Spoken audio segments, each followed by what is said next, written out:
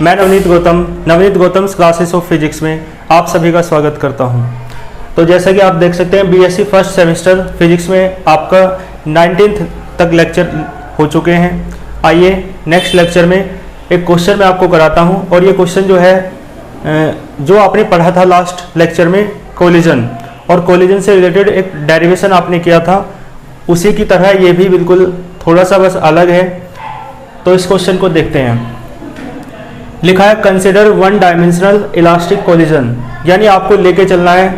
आपने जैसे last derivation में इलास्टिक कोलिजन के बारे में स्टडी की थी, और वो भी इलास्टिक कोलिजन कैसा था, वन डायमेंशनल, यानी एक विमीय प्रत्यास्थ संघट को आप पढ़ रहे हैं। तो कंसिडर कैसा मान के चलना है कि जो कोलिजन है वो कैसा है, इलास्टिक है, प्रत्यास्थ है और वन डायमेंशनल है, यानी जो बॉडी मोशन करेगी केवल एक एक्सिस के अलोंग ही करेगी, यानी केवल एक्स एक्सिस के अलोंग। आगे उसने कहा जो कोलिजन हो रहा है, जो टक्कर संघट हो रही है, वो बिटवीन ए गिवन किस के बीच हो रही है, गिवन इनकमिंग बॉडी वन। तो एक बॉडी है जो इनकमिंग है यानी आ रही है, ठीक है, एंड और दूसरी body two initially at rest, दूसरी बॉडी किसमें है, रेस्ट में है। तो कहा हाउ वुड यू चूज, आप कैसे चूज करेंगे, सेलेक्ट करेंगे द मास को ऑफ बॉडी टू, दूसरी बॉडी के मास को आप कैसे चूज करेंगे with respect to mass of body one, body one के मास की तुलना में बॉडी टू के मास को आप कैसे चूज करेंगे, कैसे सेलेक्ट करेंगे कि बॉडी टू का मास कितना लेना है बॉडी वन के मास की तुलना में, उससे ज़्यादा लेना है या उससे कम लेना है, कैसे आप चूज करेंगे, ठीक है। इन ऑर्डर दैट, क्या करने के लिए, the body two should recoil, जो बॉडी टू है क्या करने के लिए, देखो शर्त यह है कि आपको मास को सेलेक्ट करना है, चूज करना है कि मास बॉडी वन से बॉडी टू का कम ले या ज़्यादा ले, क्या करें। तो तीन स्थितियां कंडीशंस दे रखी हैं। पहली कंडीशन ये है कि जो बॉडी टू है वो रिकॉइल कर रही है, टकरा के वापस आना है ना, प्रतिक्षिप्त होना, विद ग्रेटेस्ट स्पीड, यानी जो बॉडी टू है वो टकरा के वापस आएगी ग्रेटेस्ट स्पीड से, तब मास कितना होगा, m1 ज़्यादा होगा या m2 ज़्यादा होगा बताना है। और जब ग्रेटेस्ट मोमेंटम रहे तब मास किसका ज़्यादा होगा, फर्स्ट बॉडी का या सेकंड का, ये बताना है। और जब काइनेटिक एनर्जी ग्रेटेस्ट रहे तब बताना है कि मास किस बॉडी का ज़्यादा रहेगा, किसका कम रहेगा। तो पूछा है बॉडी टू का मास बताना है बॉडी वन के रेस्पेक्ट में। तो कहने का अर्थ ये है, सिर्फ ये बताना है कि किस बॉडी, यानी m1 किस केस में बड़ा है, m2 किस केस में बड़ा है ना, यानी कौन सा मास किस केस में ज़्यादा है, किस केस में कम है, ये बताना है, ठीक है। चलो क्वेश्चन आप समझ चुके होंगे। आइए इसका सॉल्यूशन बिल्कुल उसी तरीके से होना है जैसा आपने पिछला डेरिवेशन किया था, और इस डेरिवेशन को करने से आपको पहले वाला डेरिवेशन भी थोड़ा क्लियर हो जाएगा, ठीक है। तो देखो इस टाइप के डेरिवेशन में आप याद रखें, इमेज माइंड में क्रिएट कर लें। कैसी इमेज कि सबसे पहले तो आपको लगाना है law of conservation of linear momentum, रेखीय संवेग संरक्षण का नियम, वहाँ से इक्वेशन 1 बना लेनी है। और फिर law of conservation of energy, kinetic energy के संरक्षण का जो नियम है वो लगाना है, और फिर वहाँ से इक्वेशन 2 बना लेनी है। फिर उन दोनों को सोल्व करना है, सॉल्यूशन है केवल, मैथमेटिकल बातें हैं केवल, तो है ना, उसके तो आप महारत ही हैं मैथमेटिक्स के, कैलकुलेशन बहुत अच्छे से कर सकते हैं कि डिवाइड करके कैसे आएगा, है ना, और क्रॉस मल्टीप्लाई कैसे होगी, और दो इक्वेशन से वैल्यू कैसे फाइंड करेंगे, ये सब चीज़ें आप बहुत सहज होंगे इन चीज़ों में, तो है ना। तो कोई चीज़ आपको समझ ना आए आप बता सकते हैं विदाउट हेजिटेशन, और है ना बिल्कुल स्पष्ट रूप से अपनी बात रखना सीखें, आप बताया करें, है ना, कमेंट्स किया करें, मैसेज किया करें व्हाट्सएप पे। तो देखो इसका सॉल्यूशन जो है, सबसे पहले क्या करना है, वहाँ पे तो मैंने जो इससे पहले वाला डेरिवेशन था, दो बॉडी मानी थी, पहली का मास m1 था, दूसरी का मास m2 था, और संघट से पहले बिफोर द कोलिजन पहली बॉडी का जो वेलोसिटी थी वो u1 थी, दूसरी की u2 थी, और कोलिजन के बाद पहली बॉडी की वेलोसिटी v1 थी, दूसरी की v2 थी, ये मानते आए हैं। लेकिन यहाँ पे देखो थोड़ा सा अलग है, क्योंकि इसने कुछ शर्त दी है क्वेश्चन में, है ना। देखो क्या कहा उसने, वन डायमेंशनल कोलिजन मान के चलना है, और उसने कहा जो बॉडी वन है ना वो तो इनकमिंग है, यानी आ रही है, तो बॉडी वन क्या है, इनकमिंग है। बॉडी वन का मास m1 और ये इनकमिंग है तो इसकी वेलोसिटी u1। और जो बॉडी 2 है वो है जी रेस्ट में, तो इसके लिए u2 जो है ना वो कितना हो जाएगा 0। ठीक है, और ये कब की बात है, before the collision, before collision, संघट से या टक्कर से पहले। अब उसने कहा है ना, तो कोलिजन से पहले की स्थिति आपको समझ में आई। कोलिजन के बाद जो है वेलोसिटी आप मान लेंगे क्या, पहली बॉडी की v1 और दूसरे की v2 हो जाएगी। क्लियर है। चलो, तो मेन बात यह है डेरिवेशन जो हमें करना है। सबसे पहले आपको पता है क्या यूज़ करेंगे, देखो यहाँ से सबसे पहले तो इसकी थोड़ी सी लैंग्वेज लिख लेना।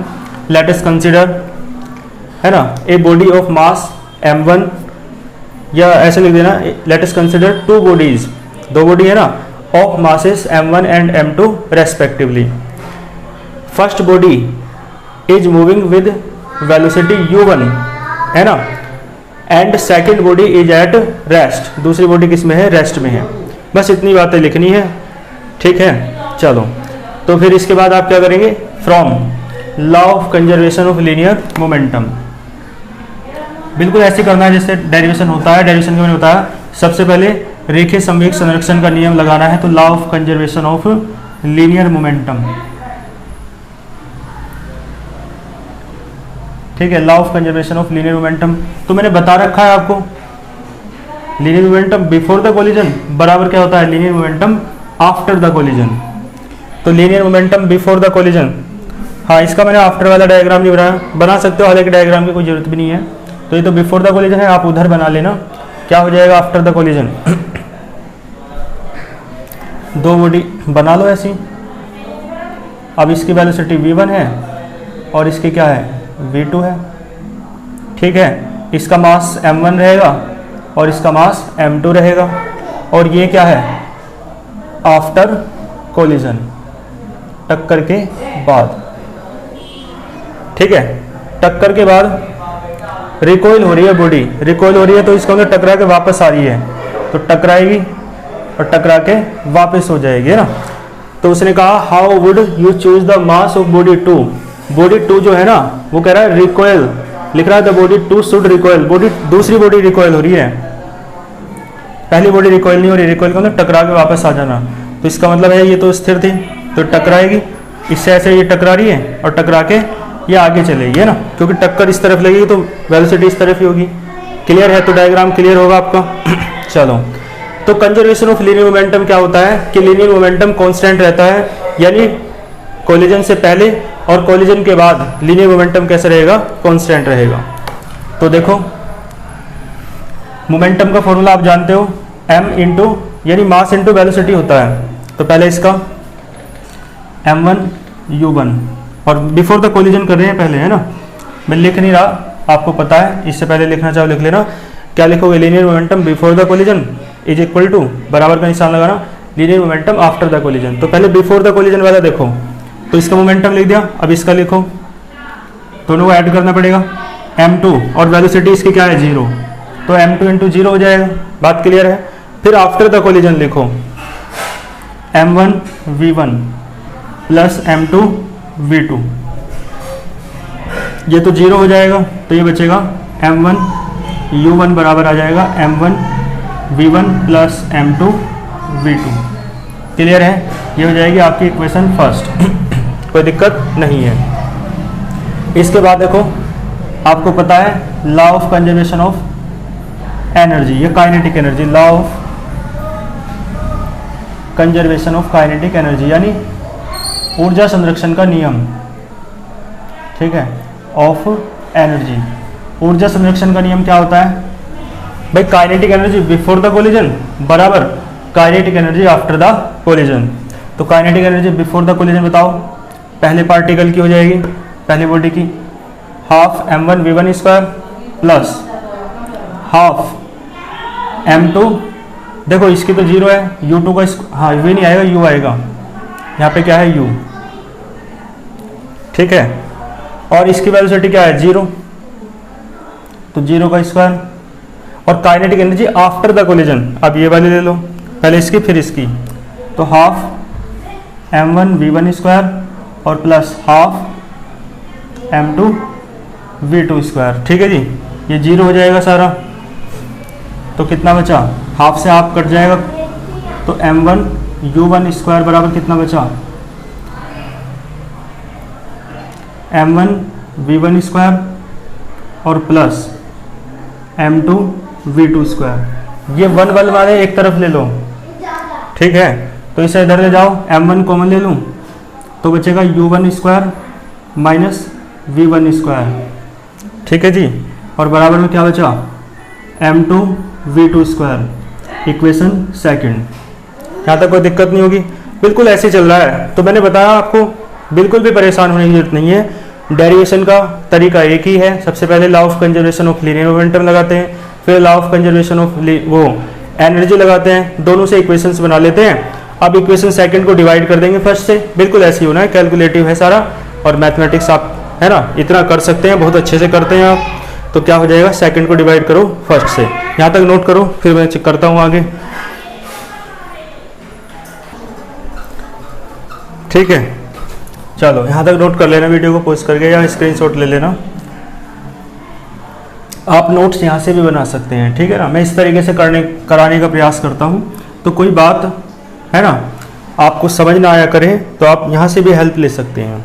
देखो आप क्या करेंगे, इससे आगे करना है कैलकुलेशन, तो इधर से मैं रफ कर दूँ, कर लेंगे ना इसे, तो नोट कर लो चलो, या स्क्रीनशॉट ले लो। आप देखो करना क्या है,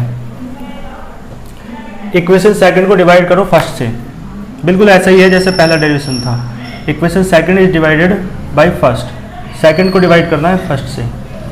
सेकंड ये है m1 u1 का स्क्वायर माइनस v1 का स्क्वायर, और इसके अपोन में रहेगा ये वाला फर्स्ट m1 u1। देखो एक बात और सुनो, डिवाइड करने से पहले देखो एक बात, देखो आप ये यहाँ से देखो कुछ कॉमन आ रहा है, नहीं आ रहा, तो एक काम करना पड़ेगा, इसे थोड़ा सा इंटरचेंज करना पड़ेगा, क्योंकि है ना, क्योंकि देखो हमें काटना है, तो यहाँ से एक काम कर दो, 1 1 वाले एक तरफ ले लो, है ना, इक्वेशन फर्स्ट इसे ना डाल के एक लाइन और बढ़ा दो। देखो इसके बाद क्या आएगा, 1 1 वाले एक तरफ ले लो, तो m1 कॉमन आ जाएगा, क्योंकि इसे क्या है इधर ले आओ, तो m1 कॉमन आ जाएगा, तो ये बचेगा u1 माइनस v1, और बराबर में क्या बचेगा, m2 इंटू v2।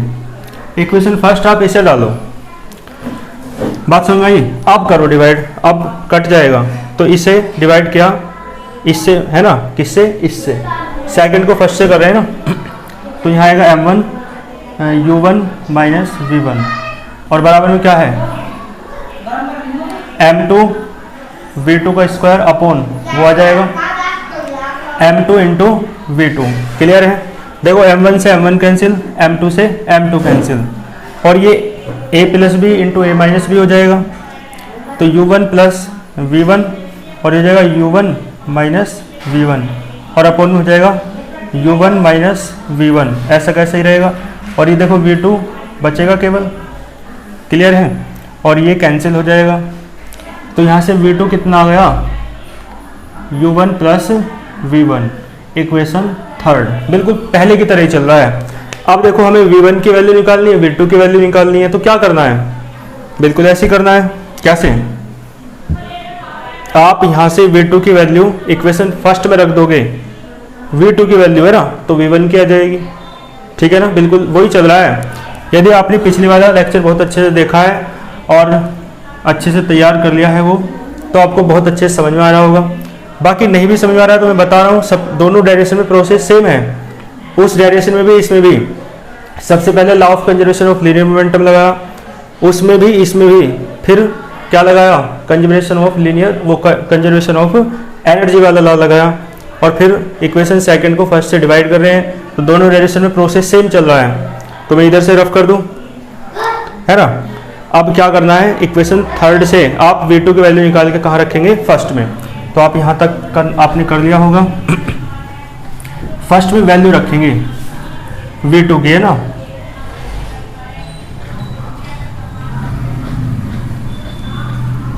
देखो फर्स्ट में वैल्यू रखनी है, तो फर्स्ट में वैल्यू रखवाओ, है ना, फर्स्ट एम्प्लॉय यहाँ से कर देता हूँ। V2 की वैल्यू रखवाओ यहाँ पे। देखो ये है फर्स्ट M1 क्या है U1 माइनस V1 और बराबर में है M2 इंटू V2। V2 की वैल्यू ये है U1 प्लस V1। मल्टीप्लाई कर दो M1 U1 minus M1 V1 बराबर M2 U1 plus M2 V1। देखो आपको V1 की वैल्यू निकालनी है तो V1 वाले एक तरफ कर दो, ये उस तरफ कर लो, इसे इधर ले जाओ, इसे, है ना। तो M1 U1 और ये इधर आएगा माइनस के क्या बचेगा M2 U1 और इसे इधर ले जाओ तो बचेगा M1 V1। ये वाला इधर आ गया और ये ऐसा कैसे लिखो M2 V2। क्लियर है। अब आप एक काम करो, यहाँ से कुछ कॉमन आ रहा है, क्या कॉमन आ रहा है U1, तो ये बच जाएगा आपका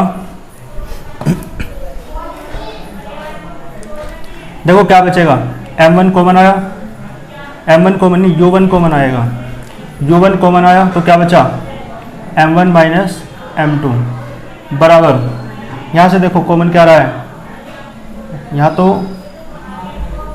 एक बार दोबारा चेक करो, ये बिल्कुल सेम है ना। ये वाला इधर आ गया और ये इधर चला गया और ये लिखा है तो ये V1 है, ये ना, ये वाले तो नहीं लिखा है।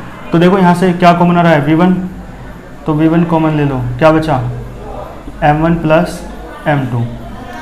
ठीक है, आपको वैल्यू निकालनी है V1 की, तो ये सारा कहाँ चला जाएगा बटे में, तो V1 कितना आया M1 माइनस M2 और अपोन M1 प्लस M2। ठीक है, और मल्टीप्लाई में क्या है इधर U1, तो V1 का मान आ गया, V1 की वैल्यू आ गई M1 minus M2 upon M1 plus M2 into U1। ठीक है, कल की तरह ही है सारा डेरिवेशन, तो इसलिए कोई भी चिंता की बात नहीं है, कर लेंगे ना आप लोग। आश्वस्त किया करो मुझे, है ना, आप लोगों को यदि कोई भी समस्या रहे तो बताया करो और आश्वस्त किया करो कि समझ में आ रहा है कमेंट्स करके, अन्यथा एक तरफा से पता ही नहीं चलता, चिंता होती रहती है कि आपको समझ में आ रहा है नहीं आ रहा है। ठीक है ना, चल तो V1 हो गया। इसी प्रकार देखो अब क्या करना है, मैंने बता रखा है आपको भाई, यहाँ से थर्ड से V2 की वैल्यू निकाल के, या V2 की वैल्यू कहाँ रखी फर्स्ट में, तो V1 मिल गया। अब यहाँ से V1 यदि निकालोगे फर्स्ट में रखोगे तो V2 मिल जाएगा। भाई सेम सही तो प्रोसेस है। तो अब क्या करोगे आप, थर्ड से जो पहले क्या किया V2 की वैल्यू निकाल के फर्स्ट में रखी तो V1 की आ गई, अब थर्ड से V1 की वैल्यू निकाल के फर्स्ट में रखो तो V2 की आ जाएगी, है ना। तो देखो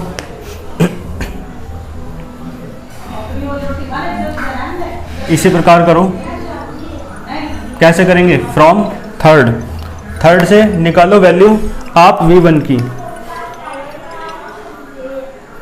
ठीक है, दिख रहा है सभी को, थर्ड से वैल्यू किसकी निकालेंगे V1 की, फ्रॉम थर्ड। ठीक है, यहाँ से V1 बताओ कितना आएगा, इधर चला जाएगा V2 माइनस U1। ठीक है, V1 कितना आया V2 माइनस U1। ये वैल्यू आपको कहाँ रखनी है फर्स्ट में, फर्स्ट एम्प्लाइज। तो देखो M1 U1 माइनस V1 की वैल्यू रखो तो माइनस V2 और U1 प्लस का हो जाएगा और बराबर में देखो क्या बचा M2 इंटू V2। ठीक है, इस डेरिवेशन में कुछ नहीं है, कैलकुलेशन है सारी, और कैलकुलेशन आप बहुत अच्छे से कर सकते हैं।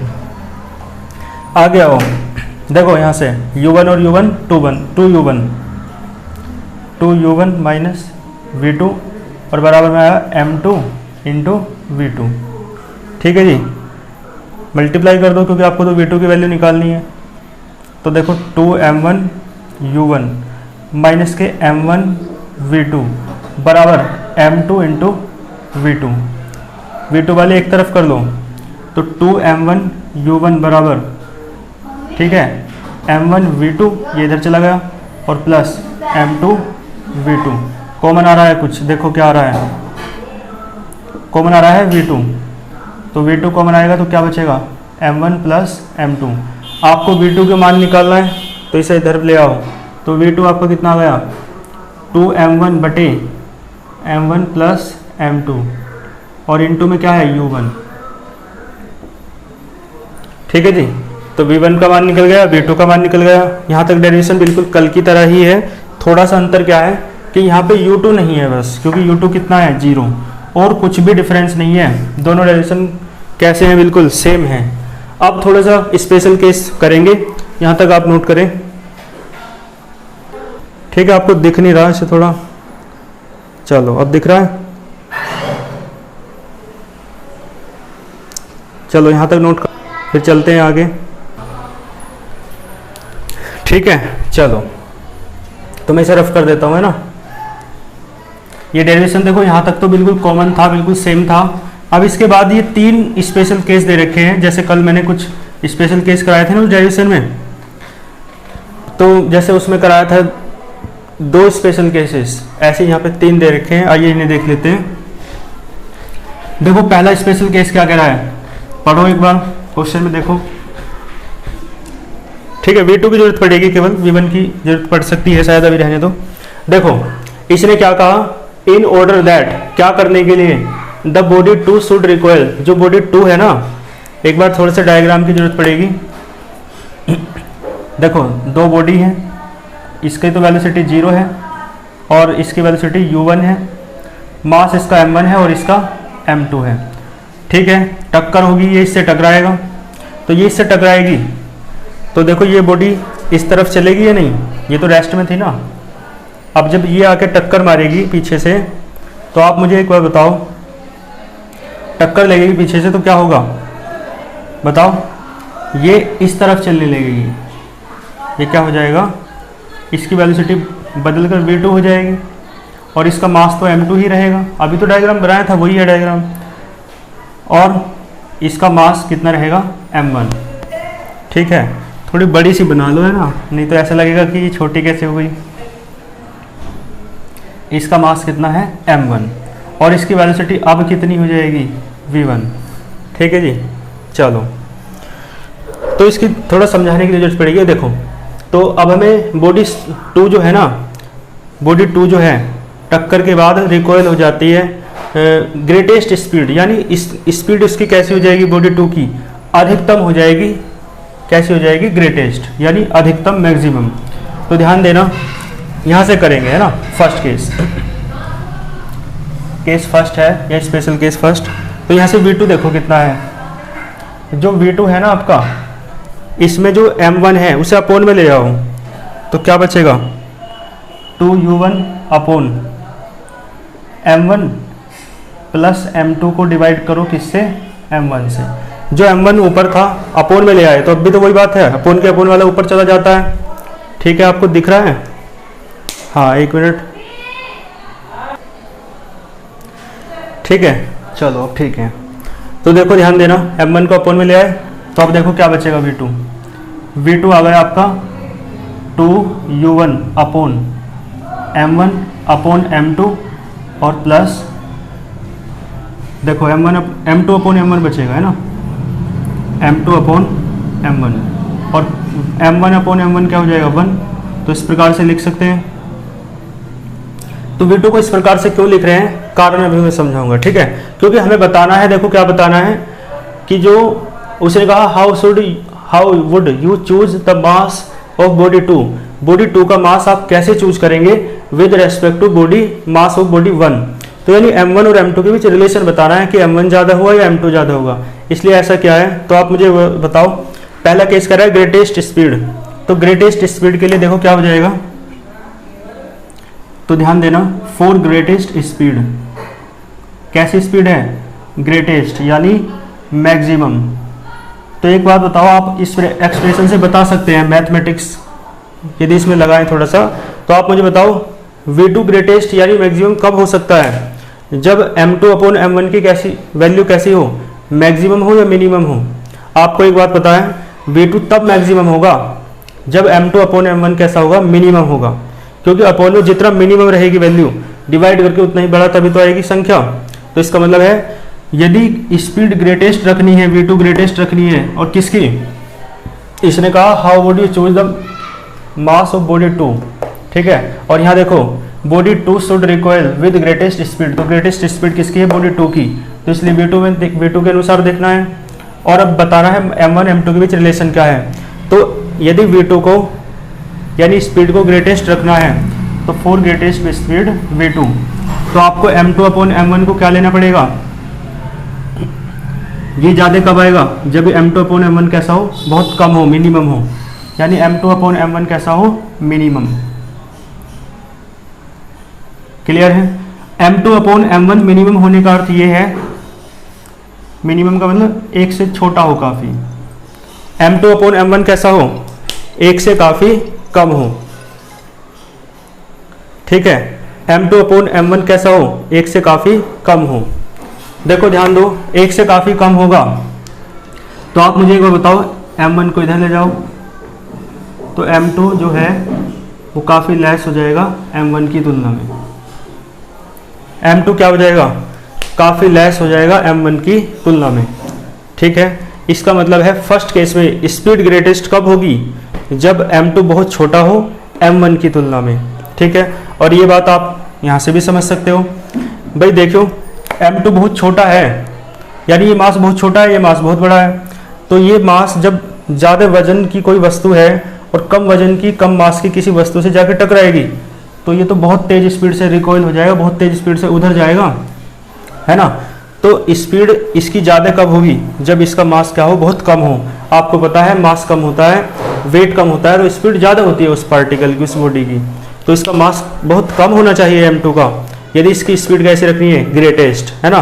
तो स्पीड ग्रेटेस्ट यदि रखनी है m2 की, यानी v2 ग्रेटेस्ट रखना है, तो m2 अपॉन m1, मैथमेटिक्स से भी यही पता चल रहा है और लॉजिक से भी यही पता चल रहा है। तो m2 अपॉन m1 कैसा है, मिनिमम होना चाहिए, क्योंकि ये मिनिमम होगा तब नीचे की क्वांटिटी मिनिमम होगी और डिवाइड करके मैक्सिमम आएगा, यानी मिनिमम का अर्थ है एक से काफ़ी कम। तो यहाँ से निष्कर्ष मिला, m1 को इधर ले जाएं तो m2 is very very less than m1। यहाँ तक समझ में आया, ये फर्स्ट केस था। आओ सेकंड केस देखते हैं। v2 तो मैंने वहाँ पे लिख लिया है।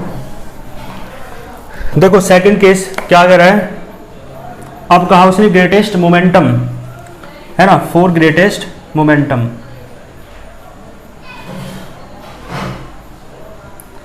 फॉर ग्रेटेस्ट मोमेंटम, देखो मोमेंटम, अब यहाँ पे देखो पहले स्पीड कहा था, स्पीड कहा था ना, स्पीड तो स्केलर क्वांटिटी है, लेकिन यहाँ मोमेंटम कहा, ये कैसी क्वांटिटी है, वेक्टर क्वांटिटी। तो एक बार बताओ,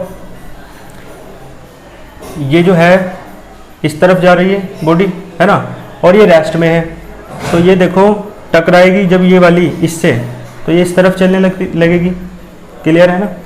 तो एक बार बताओ आप मुझे, इसका मतलब जो v2 है, v2 की डायरेक्शन पहले क्या थी, कुछ भी डायरेक्शन नहीं थी, लेकिन अब क्या हुई, जैसे ही टक्कर लगेगी तो वेलोसिटी जो है, आपको एक बात पता होगी, मोमेंटम किससे बनता है, वेलोसिटी से तो बनता है भाई। p इज इक्वल्स टू क्या होता है, m इंटू वी होता है। तो मोमेंटम किससे बन रहा है, वेलोसिटी से। और वेलोसिटी देखो, जैसे मान लो कोई वस्तु इससे टकराएगी तो टकरा क्या जाएगी, वापस जाएगी, तो वेलोसिटी क्या हो जाएगी, पलट जाती है। ठीक है ना, जैसे टक्कर हुई तो टक्कर हुई, टकराई, और टकरा के वस्तु कहाँ जाएगी, वापस, तो वेलोसिटी कैसी हो जाएगी, माइनस की। और स्पीड कैसी रहेगी, सेम रहेगी, क्योंकि स्पीड में डायरेक्शन नहीं होती है, वेलोसिटी में डायरेक्शन होती है। तो वेलोसिटी अब जो v2 है वो मोमेंटम के केस में माइनस की लेनी है, क्योंकि स्पीड स्केलर क्वांटिटी थी इसलिए यहाँ पर माइनस की नहीं ली है, लेकिन अब कैसी लेनी है, माइनस की। तो v2 देखो माइनस का लोगे मोमेंटम के लिए तो क्या आ जाएगा, माइनस के 2u1 upon m2 upon m1 और प्लस के 1। माइनस क्यों लिया, मैंने बताया क्योंकि कोई चीज़ टकराएगी तो टकरा के वापस जाएगी। ठीक है, तो जैसे ही इससे आके ये टकराई ना बॉडी, तो ये बॉडी में क्या हो जाएगा, रिकॉइल हो जाएगी, रिकॉइल, है ना। ये जैसे ये यहाँ रखी है तो ये इससे आके टकराई तो ये इस तरफ चलने लगेगी, है ना। मान लो टकराती ऐसे है, अब इसकी तो वेलोसिटी 0 है, लेकिन वेलोसिटी 0 ना होती और ये ऐसे जा रही है और ये ऐसे आ रही है, तो टकरा के वापस जाती ना, तो क्या है, स्पीड की जो डायरेक्शन है, मतलब जो मोशन की डायरेक्शन है वो पलट गई, और मोशन की डायरेक्शन पलटते ही क्या हो जाता है, माइनस आ जाता है। क्योंकि आपको पता होगा डायरेक्शन सेम होती है तो प्लस आता है और डायरेक्शन अपोजिट होती है तो माइनस। तो यहाँ से देखो माइनस क्यों लिया, क्योंकि अब मोमेंटम ले रहे हैं और मोमेंटम में वेलोसिटी ली जाती है। क्योंकि मोमेंटम क्या है, वेक्टर क्वांटिटी है और वेलोसिटी में साइन लिया जाता है। तो माइनस आया। अब इसका m1 m2 में रिलेशन बताना है। अब आप मुझे एक बार बताओ, मोमेंटम ग्रेटेस्ट कब होगा?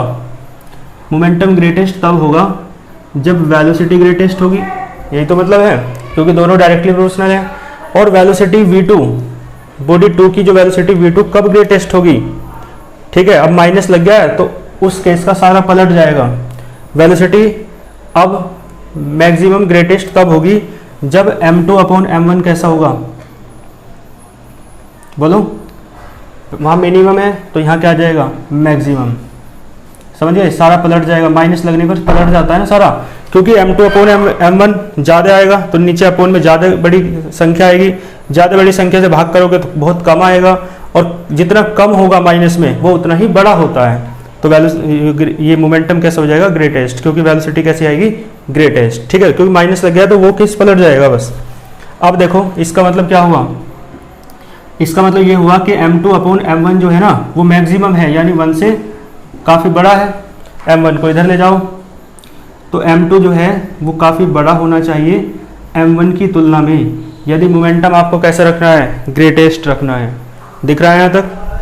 ठीक है, तो ये केस का जस्ट अपोजिट है सेकंड केस। ठीक है, चलो, और थर्ड केस देखो क्या कर रहा है। तो मैं इस वाले को रफ कर देता हूँ फर्स्ट को। थर्ड केस देखो क्या कर रहा है। अब क्या लेनी है? काइनेटिक एनर्जी ग्रेटेस्ट लेनी है थर्ड केस में। आप देख लो चाहे काइनेटिक एनर्जी ग्रेटेस्ट कब होगी। देखो काइनेटिक एनर्जी ग्रेटेस्ट कब होगी? काइनेटिक एनर्जी ग्रेटेस्ट तब होगी, देखो यहाँ से देखो, इसके पास वेलोसिटी है, इसके पास वेलोसिटी नहीं है, और काइनेटिक एनर्जी किसकी ग्रेटेस्ट होनी चाहिए? बॉडी 2 की। Body 2 should recoil with greatest kinetic energy. तो बॉडी 2 की जो काइनेटिक एनर्जी है ग्रेटेस्ट कब होगी? देखो ध्यान देना, ये बॉडी 1 जब इससे टकराएगी और टकराते समय इसे अपनी सारी काइनेटिक एनर्जी इसे ट्रांसफर कर देगी, तभी तो होगी। तो इसका मतलब ये हुआ इसने अपनी सारी काइनेटिक एनर्जी इसे ट्रांसफर कर दी, तो वेलोसिटी कितनी आ जाएगी? इसकी वेलोसिटी तो एकदम जीरो हो जाएगी ना, क्योंकि सारी काइनेटिक एनर्जी ये किसे ट्रांसफर कर दे? बॉडी 2 को। तो मैं लिख देता हूँ थर्ड केस में, यानी फॉर ग्रेटेस्ट, है ना, for greatest kinetic energy. Greatest kinetic energy के लिए देखो क्या करना पड़ेगा, ध्यान देना। मैंने कहा ये अपनी सारी काइनेटिक एनर्जी, भाई इसकी काइनेटिक एनर्जी ग्रेटेस्ट लानी है, आपको अधिकतम लानी है, तो इसकी काइनेटिक एनर्जी तो अधिकतम तभी आएगी जब ये अपनी सारी वेलोसिटी इसे ट्रांसफर कर दे। ठीक है, तो इसका मतलब है इसकी सारी वेलोसिटी इसे मिल जाएगी दूसरे वाले को। ठीक है, तो इसका मतलब है पहले तो इसकी वेलोसिटी 0 थी, लेकिन अब इसकी वेलोसिटी कितनी है? टक्कर के बाद v2 है, टक्कर के बाद v2 है, और वो सारी की सारी कहाँ से प्राप्त हुई है? इससे। तो v2 किसके बराबर है? u1 के, यानी v2 किसके बराबर होना चाहिए? u1 के। और देखो जब ये अपनी सारी वेलोसिटी इसे ट्रांसफर कर देगा तो इसकी वेलोसिटी क्या बचेगी? कुछ भी नहीं। तो टक्कर के बाद इसकी वेलोसिटी खत्म हो जाएगी, यानी v1 जो है टक्कर के बाद 0 हो जाएगा। बात समझ में आई? यानी ग्रेटेस्ट काइनेटिक एनर्जी रखनी है किसकी? ऑफ सेकंड बॉडी की। तो सेकंड बॉडी की वेलोसिटी भी टक्कर के बाद मैक्सिमम होनी चाहिए, यानी v2 मैक्सिमम होना चाहिए। और v2 मैक्सिमम कब होगा? जब जिस बॉडी से वो टकरा, मतलब u1 जो है वेलोसिटी वो सारी की सारी किसे मिल जाए? m2 को मिल जाए। तो यानी v2 और u1 कैसे हो जाएं? बराबर। तो v2 और u1 बराबर हो गए। और आपको एक बात पता है, जब ये सारी वेलोसिटी अपनी इसे दे देगा तो इसके पास तो कुछ नहीं बचेगा, तो इसकी जो टक्कर के बाद वेलोसिटी है v1 वो कितनी हो जाएगी? 0। ठीक है, तो v1 0 होना चाहिए ग्रेटेस्ट काइनेटिक एनर्जी के लिए, और v2 किसके बराबर होना चाहिए? u1 के। तो v1 की तो वैल्यू पता है आपको ये रही, तो यहाँ से वैल्यू रख लो, m1 minus m2 upon m1 plus m2 और इंटू u1 और बराबर में 0। तो आपको m1 m2 में रिलेशन बताना है, तो ये सारा अपॉन का तो इधर पहुँच गया है ना, ये भी 0 के, तो केवल बचा m1 माइनस m2 बराबर 0। तो m1 किसके बराबर आया? m2 के। m1 किसके बराबर आया? m2 के। रिलेशन बताना था m1 m2 में, तो इसका मतलब है दोनों के मास कैसे होने चाहिए, यानी kinetic energy second body greatest कब होगी? जब दोनों बॉडी के मास कैसे होंगे? सेम होंगे। ठीक है, तो यहाँ से ये निष्कर्ष मिला। क्लियर है? एक बार इसे दोबारा देखो। काइनेटिक एनर्जी ग्रेटेस्ट जो है सेकंड बॉडी की कब होगी, जब उसकी वेलोसिटी ग्रेटेस्ट होगी। यानी K2 कब ग्रेटेस्ट होगा, जब V2 ग्रेटेस्ट होगा। और V2 कब ग्रेटेस्ट होगा, जब सेकंड बॉडी को कहाँ से, पहली बॉडी की सारी वेलोसिटी मिल जाए। तो इसका मतलब है V2 जो है किसके बराबर होना चाहिए, पहली बॉडी की वेलोसिटी के, U1 के। ठीक है, तो इसका मतलब है V2 U1 के बराबर है। और जो आप एक बताओ, ये अपनी सारी वेलोसिटी इसे दे देगा तो इसके पास तो कुछ नहीं बचा। तो इसके पास टक्कर के बाद जो वेलोसिटी बची वो कितनी बची, 0, कुछ नहीं बचा, क्योंकि इसने सारी किसे ट्रांसफर कर दी, सेकंड बॉडी को। तो V1 कितना हो गया, 0। तो V1 0 हुआ। यहाँ से V1 की वैल्यू रख दो, तो यहाँ से आपको M1 किसके बराबर मिला, M2 के। ठीक है, तीनों केस कंप्लीट हुए। इसे मैं बहुत अच्छे से लिख के आपको PDF नोट्स प्रोवाइड करा दूंगा। वीडियो के डिस्क्रिप्शन बॉक्स में व्हाट्सएप ग्रुप का लिंक है, वहाँ से आप ज्वाइन हो सकते हैं। तो है ना, इस क्वेश्चन को आप अच्छे से समझने का क्वेश्चन है। और साथ में आपके पास कोई बुक हो तो आप उससे भी स्टडी किया करो, है ना। मतलब पहले लेक्चर देखो, नोट्स बनाओ अच्छे से, और फिर बुक से भी पढ़ा करो, है ना। तो आपको बहुत अच्छे समझ में आएगा, बुक का भी आप यूज करें। ठीक है, तो मिलते हैं फिर नेक्स्ट लेक्चर में। आप यहाँ तक बहुत अच्छे से तैयार कर लेना। All the very best.